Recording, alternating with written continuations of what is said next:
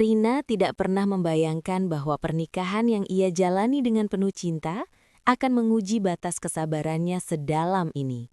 Ia menikah dengan Arif bukan karena harta, bukan pula karena janji manis berlebihan, melainkan karena keyakinan sederhana bahwa hidup yang dibangun bersama dengan kejujuran dan kerja keras akan selalu cukup.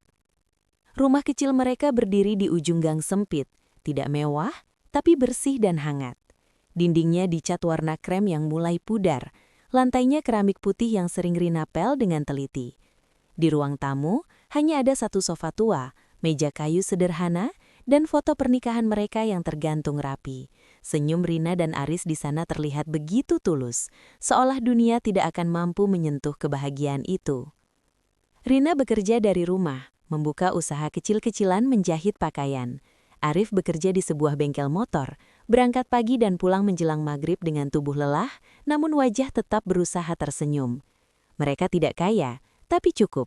Tidak berlebihan, tapi bahagia. Sampai suatu hari, Arif pulang dengan wajah yang berbeda. "Rin," katanya pelan sambil duduk di samping istrinya. "Ibu mau tinggal sementara sama kita." Rina terdiam sejenak. Tangannya berhenti melipat kain. Dalam hatinya muncul rasa kaget, tapi ia segera menepisnya.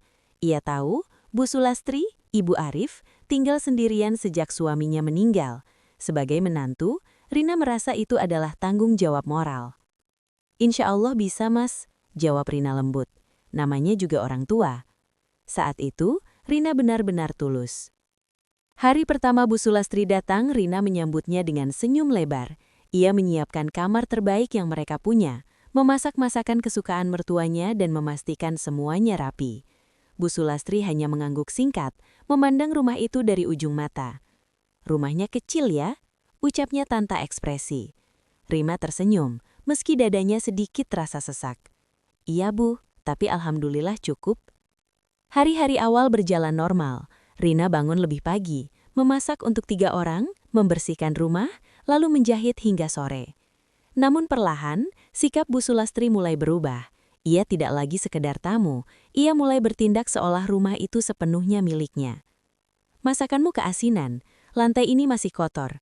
Istri itu harus tahu diri, jangan cuma kerja sendiri." Ucapan-ucapan itu datang hampir setiap hari. Awalnya Rina menunduk, mengiyakan, memperbaiki. Ia berpikir mungkin mertuanya hanya belum terbiasa. Namun yang paling menyakitkan bukan kritik itu, melainkan cara Bu Sulastri memandangnya, seperti Rina adalah orang yang menumpang, bukan istri sah dari anaknya. Arif seringkali hanya diam, bukan karena ia tidak peduli, tapi karena ia selalu dibesarkan dengan kalimat, "Ibu itu tidak boleh dibantah."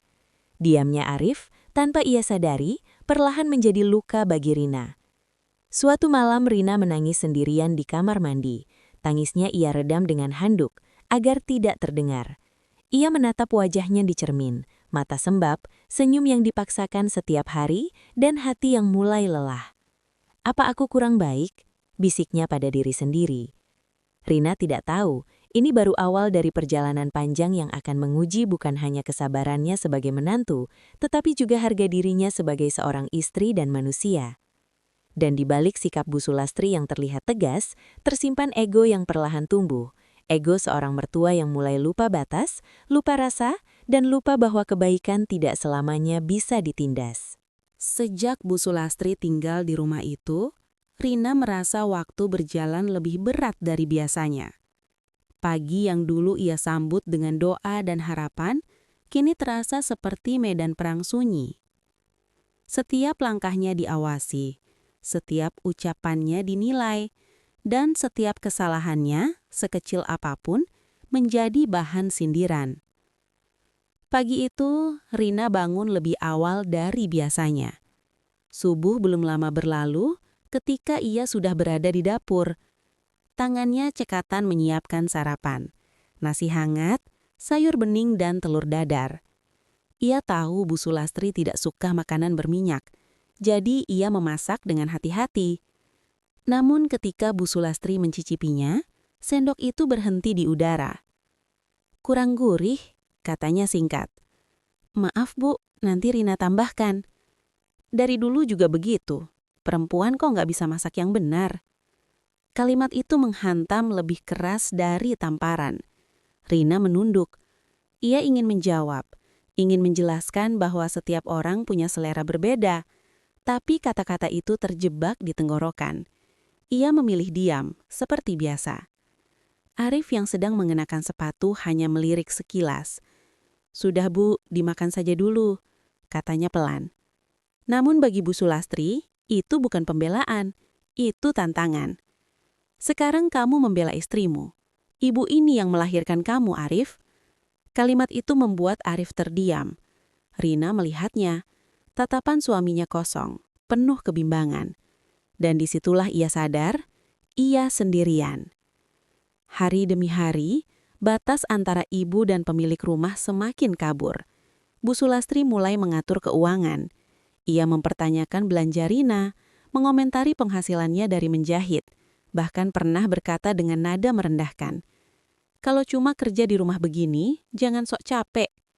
Padahal Rina sering tidur larut malam demi menyelesaikan pesanan, demi membantu ekonomi keluarga.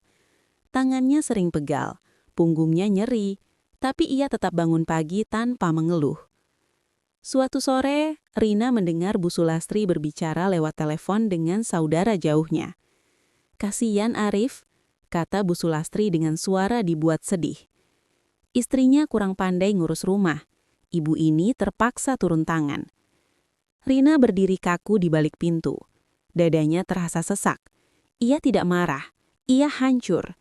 Karena fitnah itu bukan hanya tentang dirinya, tapi tentang harga diri dan pengorbanan yang tak pernah dihitung. Malam itu, Rina mencoba berbicara pada Arif. "Mas, aku capek," katanya lirih. "Capek bagaimana?" "Bukan badan, Mas, hati aku." Arif terdiam lama. "Sabar ya, Rin, itu kan ibu." Kalimat itu menusuk lebih dalam dari semua hinaan Bu Sulastri. Karena dari mulut suaminya sendiri, Rina merasa keberadaannya diperkecil. Sejak malam itu, Rina berubah. Ia masih tersenyum, masih mengerjakan semuanya. Tapi jiwanya perlahan terkikis.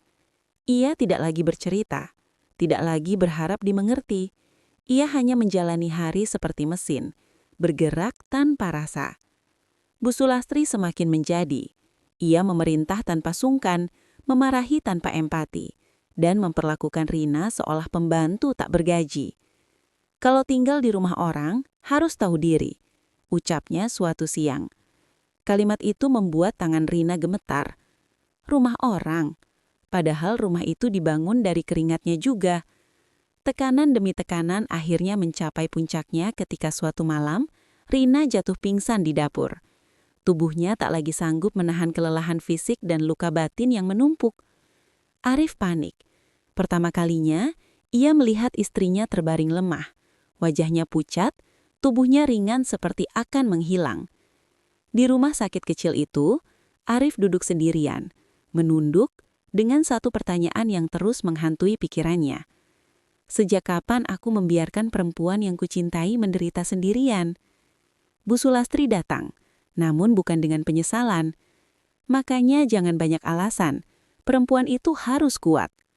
Kalimat itu membuat sesuatu di hati Arif retak. Untuk pertama kalinya, ia tidak membela ibunya. Ia hanya menatap lurus, diam, tapi diam yang berbeda. Diam yang penuh kesadaran. Dan disitulah awal perubahan itu bermulai. Rina tidak tahu bahwa penderitaannya perlahan membuka mata Arif. Ia tidak tahu bahwa badai yang selama ini ia tahan sendiri akan segera mencapai titik di mana semua orang harus memilih, ego atau kasih, kekuasaan atau keluarga. Rina terbangun dengan rasa sakit yang menjalar di seluruh tubuhnya.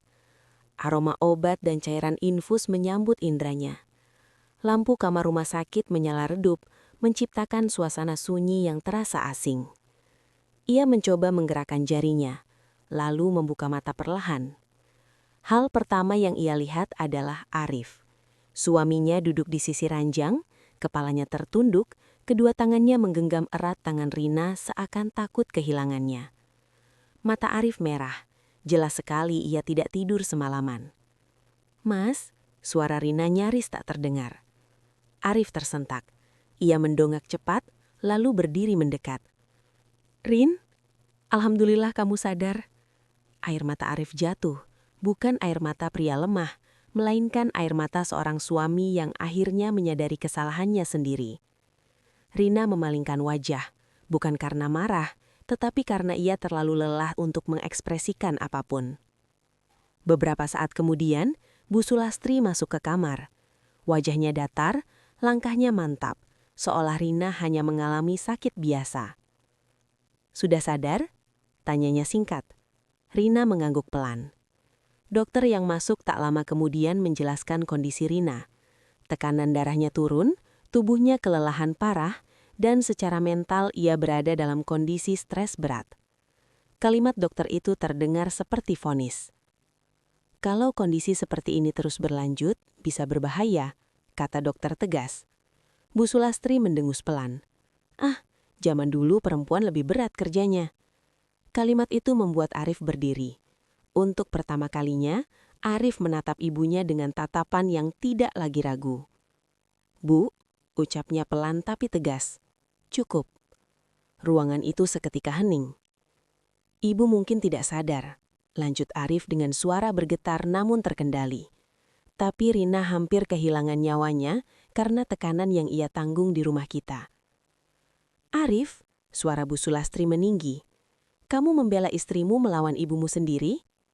Arif menarik napas panjang. "Bukan melawan, Bu, tapi melindungi. Itu kewajiban saya." Bu Sulastri terdiam. Selama ini tidak pernah ada yang berani bicara seperti itu padanya, terutama anaknya sendiri. Beberapa hari kemudian, Rina diperbolehkan pulang. Namun kali ini, suasana rumah terasa berbeda. Tidak ada teriakan, tidak ada perintah, tidak ada sindiran.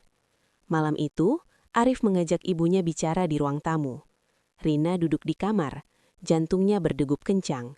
Ia tidak tahu apa yang akan terjadi, tapi ia sudah siap menerima apapun. Percakapan itu panjang, ada suara meninggi, ada tangis, ada diam yang menyakitkan. Hingga akhirnya, Aris mengetuk pintu. "Rin, bisa keluar sebentar?"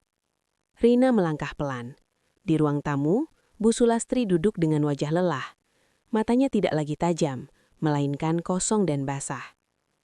"Ibu sudah terlalu jauh," katanya akhirnya. "Selama ini ibu merasa berhak atas segalanya. Ibu lupa, kamu juga manusia." Rina menunduk, air matanya jatuh tanpa suara. "Ibu akan pindah ke rumah kakakmu, bukan karena diusir, tapi karena ibu harus belajar tahu diri." Kalimat itu bukan kemenangan bagi Rina, itu kelegaan. Beberapa hari kemudian, rumah kecil itu kembali sunyi, sunyi yang damai. Rina mulai sembuh, pelan-pelan tapi pasti. Ia kembali menjahit, kembali tersenyum, tapi kali ini dengan hati yang lebih kuat. Aris berubah. Ia lebih hadir, lebih peka, dan lebih berani bersuara. Ia belajar bahwa berbakti kepada orang tua tidak berarti mengorbankan keadilan bagi istri. Suatu sore, Rina duduk di teras memandangi langit senja. Arif duduk di sampingnya. "Maafkanku, Arif," kata Arif lirih. Rina menesunyum kecil. "Aku tidak ingin kamu sempurna, Mas. Aku hanya ingin kamu berdiri di sampingku." Arif menggenggam tangannya, dan Rina belajar satu hal penting dalam hidupnya. Kesabaran bukan tentang menahan segalanya, tetapi tentang tahu kapan harus bertahan dan kapan harus berkata cukup. Kisah ini bukan tentang membenci mertua, bukan tentang melawan orang tua, tetapi tentang batas, tentang rasa hormat, dan tentang keberanian menjaga rumah tangga dari ego yang tak tahu diri. Karena keluarga yang sehat bukan dibangun dari ketakutan, melainkan dari saling menghargai.